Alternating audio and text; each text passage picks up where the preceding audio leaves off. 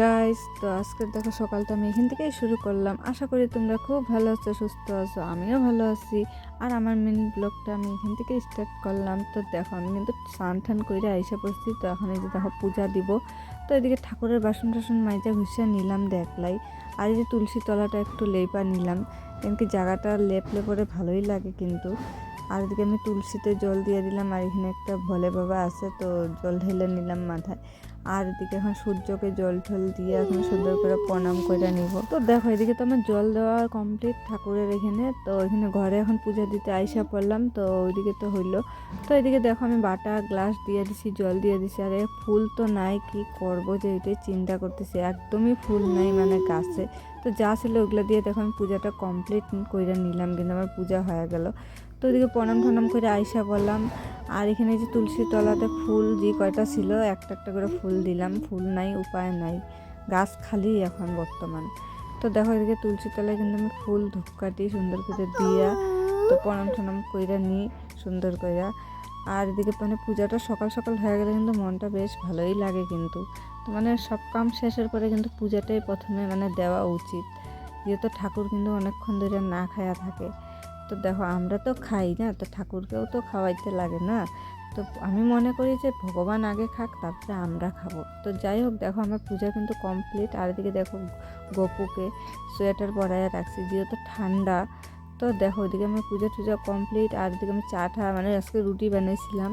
তো সকাল সকাল যেহেতু হাজবেন্ড আজকে আবার খায়া কাজে গেল গা, তো ওইটার জন্য রুটি আর তরকারি।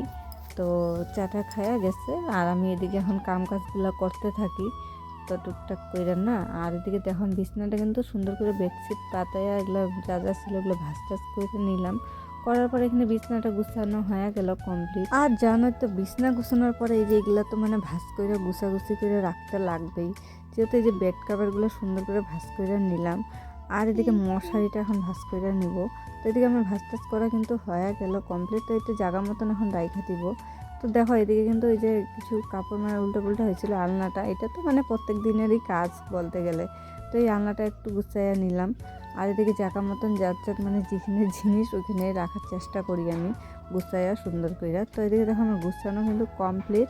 তো এখন বাকি আসতে ঘরটা ঝাড়ু দেওয়ার, সুন্দর করে এখন পরিষ্কার করে ঘরটা ঝাড়ু দিয়ে নিই। আর যেহেতু মানে আজকে তো একটুকু রোদ উঠে নাই। তোমাদের ওইদিকে জানি না কেমন ওয়েদার, আমাদের এখানে তো এতটাই কুয়াশা পড়তেছে, মনে কি বৃষ্টি পড়তেছে এমন মানে ওয়েদারটা আজকে। তো ঠান্ডাটাও কিন্তু খুব আছে। তো যাই হোক, দেখো আমি এখানে কিন্তু 4 বাসন টাসন মাইজে নিছি, যেগুলো মানে সকালে রুটি টুটি খাওয়া হয়েছে। তো মেলা বাসন বাড়ি ছিল, তো ওই যে মাইজে ঘুষে নিলাম। দেখো কাম কাজ যত ফেলায় ফেলায় থুবো অত কিন্তু লেট হবে, মানে কাম কাজ সকালের মানে বাড়ির কাম কাজ। তো ওই জন্য বাড়ির চটপট করে কামগুলো শেষ করার চেষ্টা করি। আর এদিকে আমি এখন এদিকে বাসন টাসন গুটায় দেখো এদিকে আমি সবজি কাটতে বসে পড়ছি, যেহেতু আজকে ভাবতেছি কী বানাবো। তো বাঁধাকপি ঘন্ট বানাই, একটুখানি বানাবো যেহেতু ইমালা মানে একাই খাবো। আর এদিকে বানাবো যে আলু ফুলকপি ভাজা। আবার এদিকে কালকের ডাইলও আছে, যেহেতু ঠান্ডার দিন এখন কিছু হয় না, নষ্ট হয় না, তো ভালোই থাকে। তো এগুলা দিয়ে আমি এখন কাম চলাই নিব দুপুরবেলা। অত কিছু রান্নারও ইচ্ছা নাই, যেহেতু ঠান্ডার মধ্যে আর ভালো লাগে না, মানে শর্টকাট রান্ধি শর্টকাট খাই তাই মনে হয়। আর এদিকে দেখুন বাঁধাকপি ঘন্টটা কিন্তু বসাইয়া দিলাম। তো আজকে আবার বাঁধাকপি ঘন্টটা ভাবছি সিম্পল করে রাঁধবো একদম, মানে কোনো আর কিছু দিব না মশলা। তো ওরকমভাবে তো এখানে তেলের মধ্যে জিরা তেজপাতা দিয়ে বাঁধাকপি ঘন্টটা মানে বসায় দিলাম। আলুটা ভাজা ভাজা করে নিচ্ছি প্রথমে।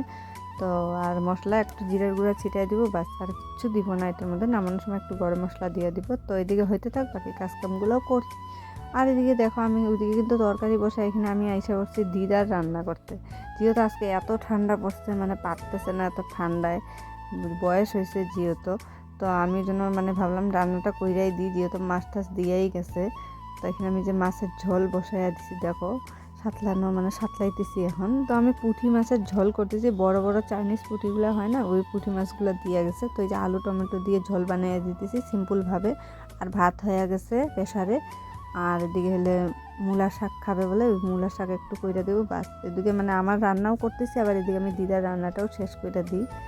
তো যেহেতু বুড়ি মানুষ, বয়স হয়ে গেছে, পারে না ঠান্ডার মধ্যে। তো যাই হোক এদিকে হইতে থাক, আমি ওদিকে যাই।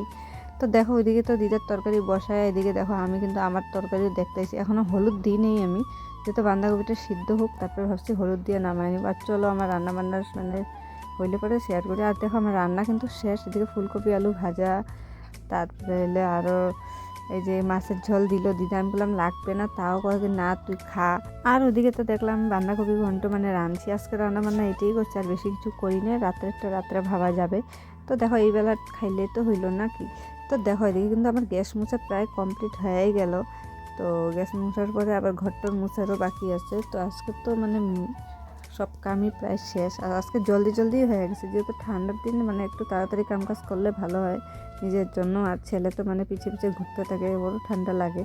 তো দেখো এদিকে কিন্তু আমি এই যে ঘরটা সুন্দর করে মুছে নিলাম, আর এখানে দেখো কাপড় টাপড় ভাবলাম উঠাই, কিন্তু কিচ্ছু শুকায় না। আর দেখো ওয়েদার ভালো না হলে তো কাপড় চোপড় শুকাবেই না।